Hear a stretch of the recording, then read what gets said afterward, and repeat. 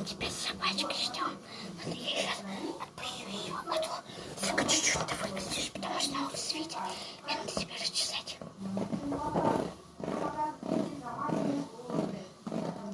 Здесь собачка тебе сказала, передала мне привет.